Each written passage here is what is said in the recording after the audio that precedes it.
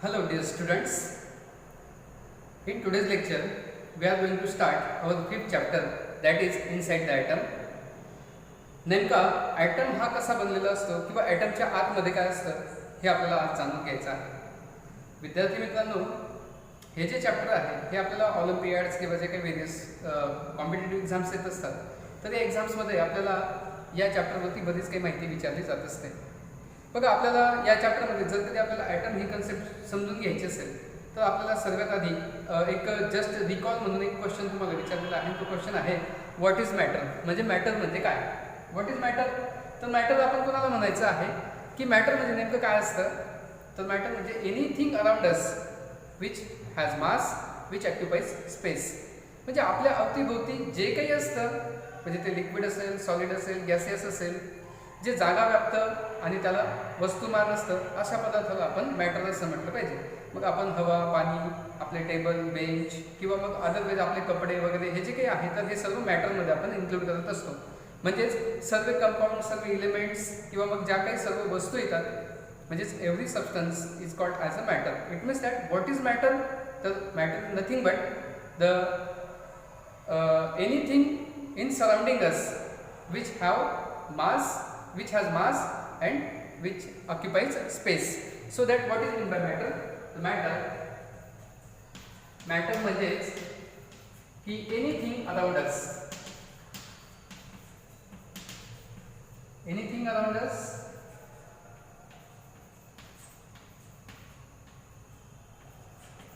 which has mass and which occupies and occupies space.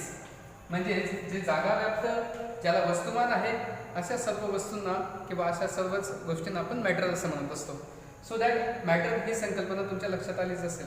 मग हे जे काही सर्व वस्तू ज्या असतात, ऑब्जेक्ट जे असतात, ते मॅटरपासून बनलेले आपल्याला सांगता येतील. आपला नेक्स्ट क्वेश्चन आहे बघा पुन्हा एक, what is an atom. Atom नेमका काय असतो. आपण जेव्हाही म्हणतो की या सर्व वस्तू ज्या काही आहेत त्या मॅटरपासून बनलेल्या आहेत, मग मी जर तुम्हाला लोखंड, पितळ, तांबे असं विविध प्रकारचे जे मेटल्स असतात, तर हे मेटल्स एकसारखे का नाही. मग आपण जेव्हा याचा शोध घ्यायचा विचार करतो तर त्याचे आपण बारीक बारीक तुकडे केले आणि त्याच्यामधला सगळ्यात लहान असा तुकडा घेतला की जो इनडिव्हिजिबल होता, म्हणजे त्याचे दोन भाग करता येत नव्हते, असा जो काही भाग होता, तर त्या भागाला बघितलं, त्याचं निरीक्षण केलं की तो ॲटम होता. मग एखाद्या धातूमध्ये जे ॲटम असतात आणि दुसऱ्या धातूमध्ये जे ॲटम्स असतात, तर त्या ॲटमची रचना वेगवेगळी आपल्याला दिसून येते. म्हणजेच वेगळ्या प्रकारचं ॲटमिक स्ट्रक्चर आहे आणि दुसऱ्या धातूचं वेगळ्या प्रकारचं ॲटमिक स्ट्रक्चर आहे, म्हणून दोन धातू हे एकमेकांपासून वेगळे आपल्याला सांगता येत असतात. मग या ठिकाणी की नेमकं हे जे काही ॲटम आहेत की या धातूचे ॲटम वेगळे प्रकारचं स्ट्रक्चर दाखवत होता, हा वेगळ्या प्रकारचं स्ट्रक्चर दाखवत होता. मग हा ॲटम म्हणजे काय, तर जेव्हा आपण हे मॅटर बघितलं तर मॅटरच्या सगळ्यात लहानातला लहान कण जो असेल तर त्याला आपण ॲटम असं म्हणत असतो. म्हणजेच ॲटम म्हणजे काय, तर smallest of the small particle of an element which is indestructible and indivisible. म्हणजेच what is mean by atom, तर ॲटम आपल्याला काय सांगता येतो बघा. ॲटम कोण आहे, तर atom is a smallest particle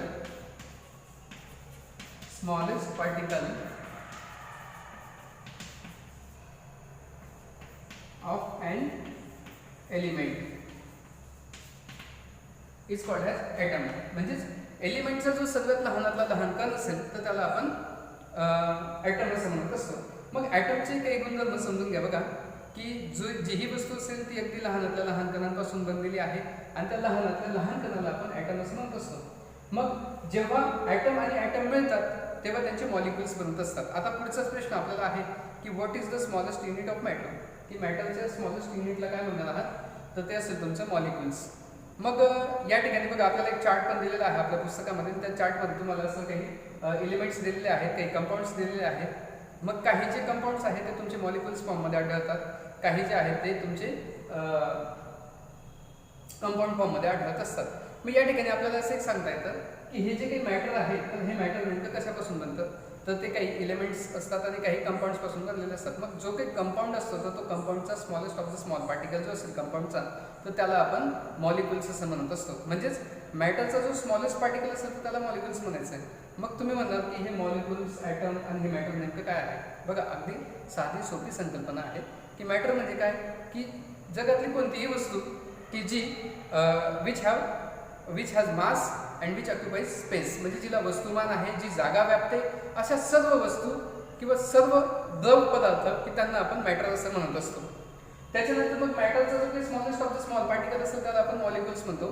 की जर कधी बघा, एक एलिमेंट्स असतात, एलिमेंट्स आपल्याला माहितीच आहेत, आपण मागच्या इयत्तांमध्ये एलिमेंटची ओळख करून घेतलेली आहे की निसर्गामध्ये अगदी प्युअर फॉर्ममध्ये जसेच्या तसे जे आढळतात नेचरमध्ये त्यांना आपण एलिमेंट्स असं म्हणत असतो. मग एलिमेंट्स जेव्हा एकत्र होतात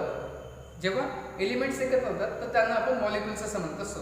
फॉर एक्झाम्पल आपण असं घेऊया की वॉटरचा एक मॉलिक्यूल आपण घेऊया. बघा, या ठिकाणी वॉटर हा एक कंपाऊंड आहे आणि हायड्रोजन हा एक एलिमेंट आहे. एलिमेंटमध्ये एक हायड्रोजनचा एलिमेंट आहे, एक ऑक्सिजनचा एलिमेंट आहे आणि हे कोणत्या तरी एका सफिशियंट म्हणजे फिक्स स्पेसिफिक मॅनरमध्ये म्हणजे स्पेसिफिक प्रपोर्शनमध्ये एकत्र येतात. आणि मग जेव्हा हायड्रोजनचे 2 ॲटम म्हणजेच एक मॉलिक्यूल म्हणू आपण त्याला, जेव्हा 2 ॲटम एकत्र होतात तेव्हा त्यालाही मॉलिक्युल्स म्हणतो आपण. आणि ऑक्सिजनचा एक ॲटम एकत्र येतो म्हणजे हे दोघं ॲड होतात आणि H2O हा जो काही आपल्याला एक नवीन फॉर्म्युला भेटतो म्हणजेच की या प्रमाणामध्ये एकत्र आलेले आहेत. म्हणजेच हा जो मॉलिक्युलर फॉर्म्युला आपल्याला काय म्हणतो की कोणते कोणते एलिमेंट्स आले, हायड्रोजन आणि ऑक्सिजन आला. हायड्रोजन किती आले म्हणजे how many number of atom present in that compound, तर या ठिकाणी सांगतात की 2 एलिमेंट्स होते हायड्रोजनचे, एक ऑक्सिजनचा होता. म्हणजेच या ठिकाणी आपल्याला सांगता येतं की 2 एलिमेंट्स एकत्र झाले तर तेव्हा कंपाऊंड्स बनतो. मग जर कधी आपण या ठिकाणी एक बघितलं तर वॉटर मॉलिक्युल्स कोणता असतो तर वॉटरचा फॉर्म्युला आहे तो H2O, म्हणजे हा एक कंपाऊंड आहे. आणि कंपाऊंडचा जो small of the small particle असेल, म्हणजे मी जर कधी असा एक मॉलिक्युल्स घेतला तर त्याच्यामध्ये हायड्रोजनचे 2 अणू असतील म्हणजे 2 ॲटम असतील आणि ऑक्सिजनचा एक असेल. असा एक जो कण बनतो तर त्या एका स्मॉलेस्ट ऑफ द स्मॉल पार्टिकलला म्हणजे वॉटरच्या स्मॉल पार्टिकलला थ्रू आउटली सर्व वॉटरमध्ये याच प्रकारचे पार्टिकल्स असतील. आणि हा जो एक स्मॉलेस्ट पार्टिकल असेल तर त्याला आपण मॉलिक्युल्स असं म्हणत असतो. याला म्हणायचंय मॉलिक्युल्स. अतिशय साधी सोपी संकल्पना आपल्याला या ठिकाणी सांगता येते की what is mean by molecules, तर smallest of the small particle of an matter किंवा of an compound is called as molecules.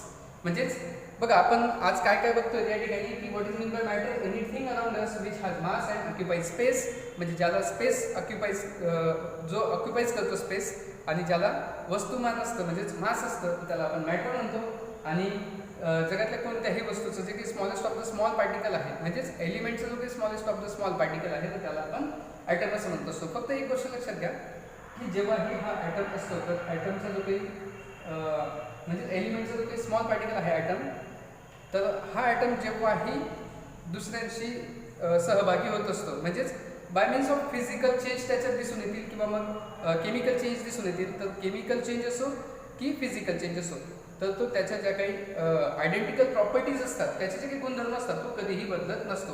For example आपण जर कधी या ठिकाणी घेतलं की एखादा ॲटम आहे म्हणजेच एखाद्या एलिमेंटचा ॲटम आहे, त्या ॲटमच्या काही प्रॉपर्टीज आहेत आणि एक स्ट्रक्चर आहे. तर या ठिकाणी आपण जर कधी वॉटर मॉलिक्यूल घेतला आणि एक 2 हायड्रोजन आणि एक ऑक्सिजन आला, तो जर कधी H2 होत असेल तर या ठिकाणी ऑक्सिजनच्या आणि हायड्रोजनच्या म्हणजेच ऑक्सिजनच्या ज्या प्रॉपर्टीज आहेत तर त्या ऑक्सिजन सोबतच आहेत आणि ऑक्सिजनच्या त्या प्रॉपर्टीज इंटॅक्ट आहेत म्हणजेच त्या ठिकाणी बदल करत नाहीत. थोडक्यात म्हणजेच आपल्याला एक सांगता येतं की जर कधी फिजिकल चेंज असणं म्हणजे फक्तच त्या ठिकाणी एक त्याची स्टेट चेंज होते फिजिकल चेंजमध्ये.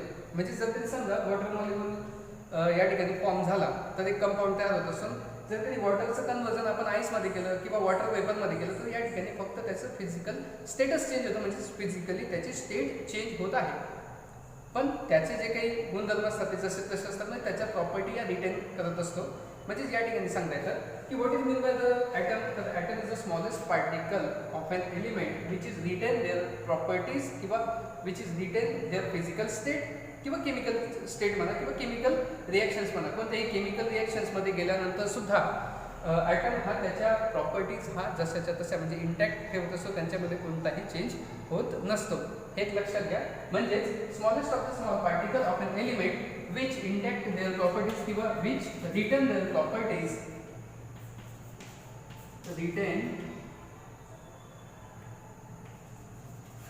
their properties और फिजिकल स्टेट म्हणा किंवा केमिकल रिएक्शन्स मध्ये म्हणा, तर तो त्याच्या ज्या काही प्रॉपर्टीज असतील किंवा त्याचे जे काही स्वतःचे गुणधर्म आहेत तर तो जसेच्या तसे जपून ठेवत असतो. म्हणजेच ॲटम हे तुम्हाला कळलं असेल. आणि नंतर मग आपण एक विचार करतो की व्हॉट इज मॉलिक्युल्स. तर मॉलिक्युल्सचा विचार जर कधी केला, आता बघा नेक्स्ट कन्सेप्ट आहे आपली की मॉलिक्युल्स. मॉलिक्युल्स कोणाला म्हटलं पाहिजे आपण? बघा मॉलिक्युल्स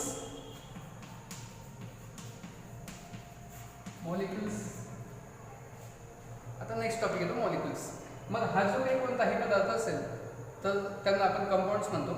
किंवा एक लक्षात घ्या बघा, एक हायड्रोजन आहे, त्याच्यानंतर हायड्रोजनचे 2 ॲटम, ऑक्सिजनचे 2 ॲटम, त्याच्यानंतर मग H2O, नंतर आणखी CH4 म्हणजेच मिथेन. CH4ला आपण मिथेन म्हणत असतो. Ammonia, NH3. हे फॉर्म्युले तुम्ही पण लक्षात घेत चला. आता इयत्ता 8वीला आहात म्हणजे हे तुम्हाला लक्षात ठेवणं आवश्यकच आहे की NH3 म्हणजे अमोनिया, CH4 म्हणजे मिथेन, त्याच्यानंतर H2O म्हणजे वॉटर मॉलिक्यूल आहे. त्याच्यानंतर मग आर्गॉन येतो. आर्गॉनचं बघा AR, निऑन आहे आपला Ne. हे आपले इनर्ट गॅसेस. त्याच्यानंतर मग क्लोरीन आहे, क्लोरीन Cl2. हे आपले काही एलिमेंट्स आहेत, काही कंपाऊंड्स आहेत. मग याच्यामध्ये बघा एक हेलियम पण घेऊन टाकू आपण या ठिकाणी. हेलियम, मग हेलियम जेव्हाही नेचरमध्ये आढळतो तर तो केवळ एकच हेलियमचा ॲटम आपल्याला आढळत असतो. पण जेव्हा आपण बघतो तर हायड्रोजन असेल, ऑक्सिजन असेल, त्याच्यानंतर मग तुमचं क्लोरीन असेल, तर हे तुमचे डायॲटॉमिक स्टेटमध्ये आढळत असतात. म्हणजेच समजा की हायड्रोजनचा हा एक ॲटम आणि हायड्रोजनचा हा एक ॲटम, हा पण हायड्रोजनच आहे, हा सुद्धा हायड्रोजन आणि हा सुद्धा हायड्रोजन, म्हणजेच हा एक डायॲटॉमिक मॉलिक्युल्स झाला. पण हा मॉलिक्युल स्टेटमध्ये हायड्रोजन आहे आणि हा ॲटॉमिक स्टेटमध्ये हायड्रोजन आहे. म्हणजेच काही जे काही एलिमेंट्स असतात ते आपल्याला डायॲटॉमिक किंवा मॉलिक्युल स्टेटमध्ये आढळत असतात. मग त्यांच्यामध्ये आपण म्हणत असतो की तुमचं क्लोरीन आहे तर क्लोरीन हा सुद्धा डायॲटॉमिक स्टेटमध्ये आढळत असतो. आणि या ठिकाणी जेव्हा H2 हा आढळेल तर याच्या काही प्रॉपर्टीज वगैरे चेंज होत नसतात. फक्त एवढं आहे की हा या ठिकाणी स्टेबल असतो, त्याचं कॉन्फिगरेशन जे असतं ते त्याने स्टेबल केलेलं असतं. म्हणजेच आपल्याला या ठिकाणी आता बघा हेलियम आहे, तर हेलियम हा तुमचा एक चार्ट तुम्हाला दिलेला आहे की is an atom of molecules. तर असं म्हणायचं की हा ॲटम आहे, हा मॉलिक्युल्स आहे. ऑक्सिजन हा सुद्धा मॉलिक्युल्स आहे. H2O हा मॉलिक्युल आहे, कारण की हा कंपाऊंड आहे. म्हणजेच कंपाऊंड म्हणजे याच्यात मॉलिक्युल्स पण आहेत. मिथेन हा सुद्धा मॉलिक्युल आहे, कारण की 2 एलिमेंट्स या ठिकाणी एका विशिष्ट प्रपोर्शनमध्ये म्हणजे स्पेसिफिक क्वांटिटीमध्ये एकत्र येत आहेत, म्हणून त्यांना आपण मॉलिक्युल्स किंवा कंपाऊंड्स असं म्हटलं पाहिजे. या ठिकाणी अमोनिया आहे, म्हणजे 1 नायट्रोजन 3 हायड्रोजन, म्हणजेच तो सुद्धा कंपाऊंड येतो. आर्गॉन हा तुमचा एलिमेंट्स आहे, म्हणजेच तुम्हाला या ठिकाणी तो ॲटम आहे असं आपल्याला सांगता येईल. निऑन हा ॲटम आहे. क्लोरीन 2 येत आहेत, म्हणजेच हा सुद्धा मॉलिक्युल्स आहे. नंतर मग आपल्याला पुढचा एक प्रश्न सांगितलेला आहे बघा की हा ॲटम आहे का, हा मॉलिक्युल्स आहे का, तर तुम्ही त्या चार्टमध्ये टिक करायचे आहे. तुमचा पुस्तकातला चार्ट तुम्ही भरायचा आहे. नंतर मग तुम्हाला एक विचारलेलं आहे की हा एलिमेंट्स आहे की कंपाऊंड्स. मग आपण म्हणायचं की हा कंपाऊंड आहे, म्हणजे हा कंपाऊंड, हा पण कंपाऊंड, हा आहे तुमचा ॲटम किंवा मग एलिमेंट्स आहे तुमचा एलिमेंट्स, हा आहे एलिमेंट्स, बरोबर. हा आहे तुमचा मॉलिक्युल्स, इथं हा आहे तुमचा कंपाऊंड. या पद्धतीने तुम्ही चार्ट कंप्लीट करायचा आहे. हा आहे तुमचा एलिमेंट्स, आणि हे जे एलिमेंट्स किंवा कंपाऊंड्स येतील तर हे नेमके मॉलिक्युल स्टेटमध्ये आहेत की तुमचे ॲटॉमिक स्टेटमध्ये आहेत. मग इज अन ॲटम तर म्हणायचं की हेलियम हा ॲटम आहे आणि हायड्रोजन हा मॉलिक्युल आहे. हे एक लक्षात घ्या. त्याच्यानंतर जेव्हाही आपल्याला ॲटॉमिक स्ट्रक्चर बघायचं आहे, म्हणजे हे जे काही ॲटम आहेत तर ॲटमच्या मध्ये काय असतं हे आपल्याला जाणून घ्यायचं आहे. मग याची एक हिस्ट्री आहे बघा. आता पहिला जो कन्सेप्ट आहे तो म्हणजे आपला की मॅटर, ॲटम आणि मॉलिक्युल्स. आता हे तुम्हाला कळलं. डिअर फ्रेंड्स, आता आपण समजून घेतलं की एलिमेंटचा जो सगळ्यात लहान कण असेल तर त्याला आपण ॲटम असं म्हणत असतो. मग हा जो काही ॲटम असतो तर याचं स्ट्रक्चर आपल्याला जाणून घ्यायचं असेल तर ॲटमची जी काही स्ट्रक्चरची हिस्ट्री आहे ती काही आजचीच नाही, तर ही जवळपास 2500 वर्ष जुनी आहे. म्हणजे it is started from the 2500 years ago. कालांतराने ती म्हणजे तिच्याकडे लक्ष देण्यात आलं नव्हतं, पण आता जे काही नवीन आपलं सायन्सचं युग आलेलं आहे तर scientist on the basis of the experiment explain the nature of atom and atom as well as the internal structure of an atom. म्हणजेच नुसतं ॲटमचं स्ट्रक्चर नाही तर ॲटमच्या इंटरनल स्ट्रक्चरच्या बाबतीत सुद्धा आपण या अनशियंट टाईममध्ये बरंच काही रिसर्च केलेला आहे. पण जर कधी आपण हिस्ट्रीमध्ये डोकावून बघितलं तर ॲटमिक स्ट्रक्चर जर कधी आपल्याला जाणून घ्यायचं असेल तर we have to started from the structure of Dalton's atomic theory. पण त्याच्या आधी म्हणजे ॲटॉमिक स्ट्रक्चरला एक हिस्ट्री आहे. ती हिस्ट्री म्हणजेच बघा की हिस्ट्री ऑफ ॲटम किंवा हिस्ट्री बघूया ॲटमची की ॲटम नेमका ॲटमच्या स्ट्रक्चरच्या बाबतीत कशा पद्धतीने संशोधन करण्यात आलं होतं. मग एक अगदी जुन्या काळामध्ये आपल्यासाठी तर प्राऊडचीच गोष्ट आहे की आपले जे इंडियन फिलॉसॉफर्स होते महर्षी कनाद. तर महर्षी कनाद यांनी 6th century BC म्हणजेच बिफोर क्राइस्ट म्हणजेच येशू ख्रिस्ताच्या जन्माच्या 6 शतक आधीच त्यांनी आपलं मत मांडलं होतं. He is put forth opinion about the structure of an atom. त्यांनी असं मत मांडलं होतं की ह्या ज्या काही वस्तू असतात तर या सगळ्यात लहान लहान कणांपासून बनलेल्या असतात and he given the name of such a small particle he given name परमाणू. त्यांनी परमाणू असं नाव दिलेलं होतं आणि परमाणू हा जो काही होता तर परमाणू हा इनडिस्ट्रिक्टिबल होता. म्हणजेच त्याचं विभाजन म्हणजे याच्यापेक्षा आणखी स्मॉल पार्टिकलमध्ये आपल्याला कोणत्याही द्रव पदार्थाचं विभाजन करता येणार नाही. It means that it is not divided further any small particles. Such a small particle called परमाणू. आणि मग महर्षी कनाद यांनी असं म्हटलं की परमाणू हा जो आहे तर हा इनडिस्ट्रिक्टिबल असेल म्हणजेच त्याचं आणखी विभाजन करता येणार नाही असं असेल किंवा तो नाशवंत असेल.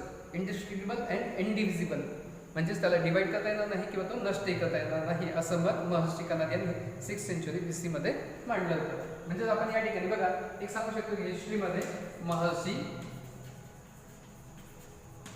कनाद हे कधी तर 6th century BC म्हणजेच बिफोर क्राइस्ट येशू ख्रिस्ताच्या जन्माच्या 6 शतकाआधी यांनी म्हटलं की ॲटम हा कोण आहे तर ॲटम इज कॉल्ड परमाणू. त्यांनी परमाणू हे नाव दिलेलं होतं. अँड परमाणू कसा होता इनडिस्ट्रिक्टिबल होता. अँड परमाणू इज इनडिस्ट्रिक्टिबल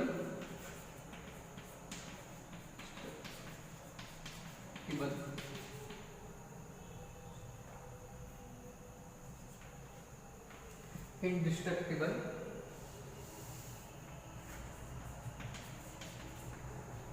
नंतर मग जसं आपले भारतीय फिलॉसॉफर्स होते तसंच एक ग्रीक फिलॉसॉफर्स होते.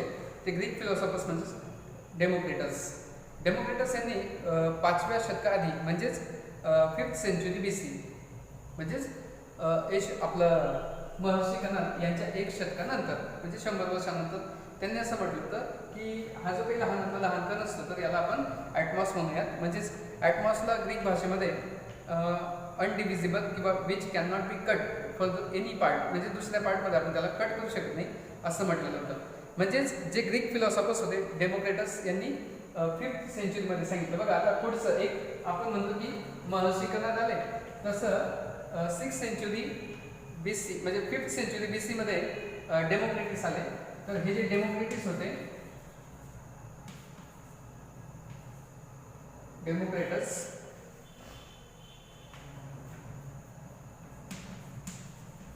हे ग्रीक सायंटिस्ट होते किंवा ग्रीक फिलॉसॉफर्स होते आणि हे आपले इंडियन फिलॉसॉफर्स आहेत. हे एक लक्षात घ्या.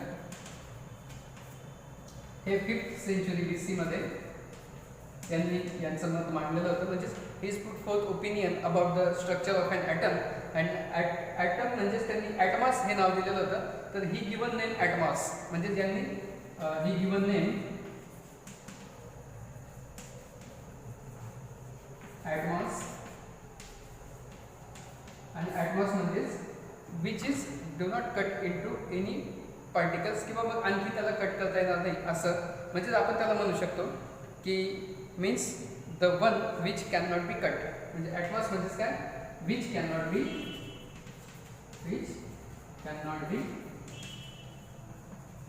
कट.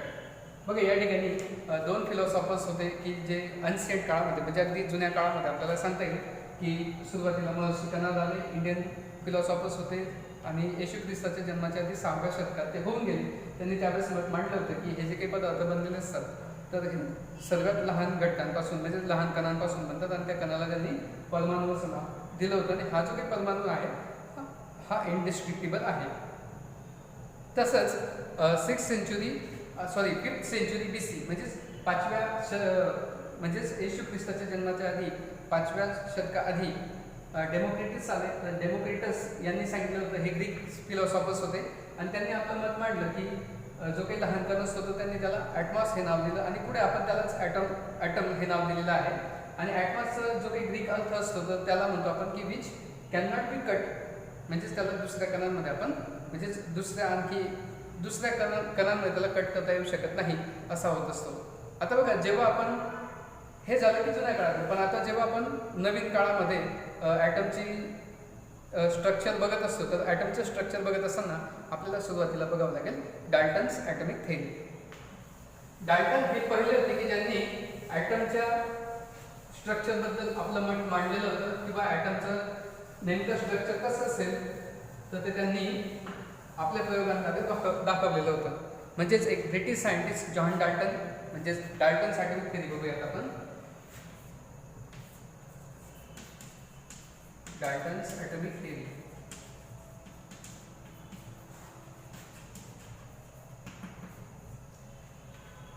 बघा, एक ब्रिटिश सायंटिस्ट होते जॉन डाल्टन आणि त्यांनी आपले जे काही मत होतं तर ते 1803 म्हणजेच आजपासून आपण असं समजूया की 200 वर्ष आधी. पण ही जी काही हिस्ट्री होती ॲटमची तर ती जवळपास 6th सेंचुरी BC पासून सुरू झालेली आहे आणि 1803 मध्ये म्हणजेच AD 1803 म्हणजेच 1803 इयर्स म्हणजेच 1803 मध्ये ज्यावेळेस एक ब्रिटिश सायंटिस्ट येतात जॉन डाल्टन आणि त्यांनी आपलं मत ॲटमबद्दल मांडलं आणि ते काय म्हणतात की according to his theory matter is made up of atom and atom are indivisible and indestructible. All atom of an elements are alike and different substance किंवा different elements have different types of atom. म्हणजे बघा, या ठिकाणी 2-3 गोष्टी आपल्याला लक्षात घेण्यासारख्या असतील की त्यांनी सांगितलं की ॲटम जो काही असेल तर तो एक स्फेरिकल असेल असं या पद्धतीने. ओके, या ठिकाणी आपण जे आज म्हणतो की याच्यामध्ये काही कण असतात वगैरे वगैरे हे थोडंसं मॉडर्न थिअरीजमध्ये येत असतं. पण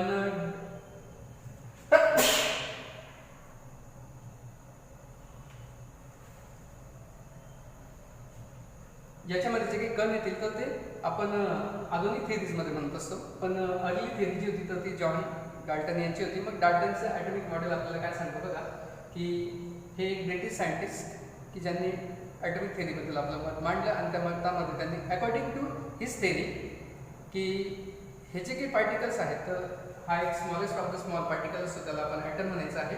आणि ॲटमचं स्ट्रक्चर नेचर कसं असेल तर इंडिव्हिजिबल असेल, इंडिव्हिजिबल अँड इनडिस्ट्रिक्टिबल.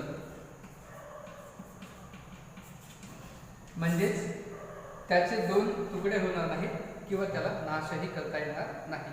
म्हणजेच तो अनाशवंत आहे आणि की त्याला आणखी विभाजित करता येणार नाही. म्हणजे इंडिव्हिजिबल आणि इनडिस्ट्रिक्टिबल असा जो काही smallest of the small particle आहे अकॉर्डिंग टू डाल्टन. डाल्टनच्या मते की हा सगळ्यात लहान कण आणि त्याला आणखी विभाजित करता येणार नाही आणि त्याला नाशवंतही म्हणजे नष्टही करता येणार नाही असा जो स्मॉल पार्टिकल आहे तर त्याला आपण ॲटम असं म्हणायचं आहे. आणखी एक गोष्ट की एखादा जो काही सबस्टन्स आहे, एखादा जो काही एलिमेंट्स आहे तर त्याचे सर्व जे काही पार्टिकल्स असतात, सपोज दॅट मी एक लोखंड घेतलं म्हणजे आयर्न घेतलं, त्याला आपण फेरस म्हणत असतो लॅटिन भाषेमध्ये आणि त्याचं सिम्बॉल आहे Fe.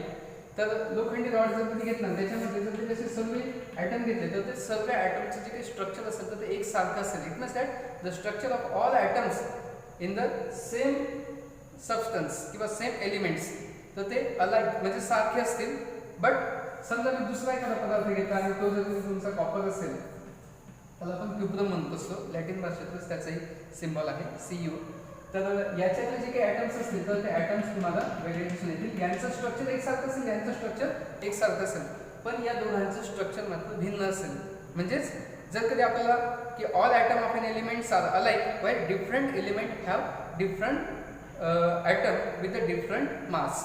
म्हणजेच या ठिकाणी आपल्याला एक सांगता येतं की एकसारखा जर कधी पदार्थ असेल तर त्या एकसारख्या पदार्थामध्ये सर्व ॲटम हे सारखेच असतील, अलाइक असतील. आणि जर कधी डिफरंट सबस्टन्सेस असतील तर त्यांच्यामध्ये ॲटमचं स्ट्रक्चर किंवा त्यांचं मास हे सुद्धा डिफरंट असं आपल्याला सांगता येत असतं.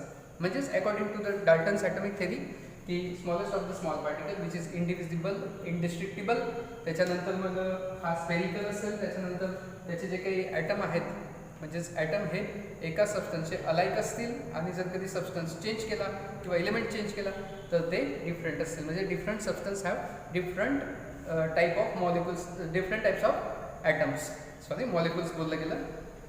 म्हणजेच आजच्या लेक्चरमध्ये स्टुडंट्स आपण आज शिकत आहोत की इनसाइड द ॲटम, ॲटमच्यामध्ये काय असतं आणि हे जे काही आपलं पहिलं लेसन आहे तर पहिल्या लेसनमध्ये आपण शिकलो की what is mean by matter, what is mean by atom and what is mean by molecules.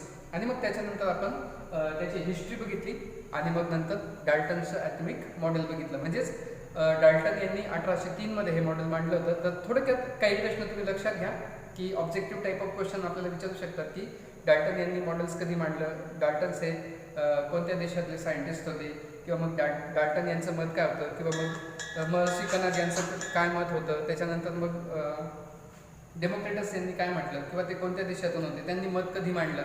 तर असे बरेच प्रश्न आपल्याला विचारले जाऊ शकतात. ॲटमच्या बाबतीत आपल्याला बरेच प्रश्न विचारले जाऊ शकतात, मॉलिक्युलच्या बाबतीत बरेच प्रश्न विचारले जाऊ शकतात. तर हे तुम्ही लक्षात घ्या, कॉम्पिटेटिव्ह एक्झामसाठी हे तुम्हाला उपयुक्त असेल. आणि जो पुढचा पार्ट आहे आपला की थॉम्सन्स प्लम पुडिंग मॉडेल आहे. आता बघा वन स्टेप बाय स्टेप आपण पुढचे मॉडेलसुद्धा बघणार आहोत. पहिलं मॉडेल आहे डाल्टन्स ॲटॉमिक मॉडेल. आता पुढचे आहेत ते Thomson's atomic model, Rutherford atomic model हे आपण पुढच्या लेक्चरमध्ये बघूयात. तोपर्यंत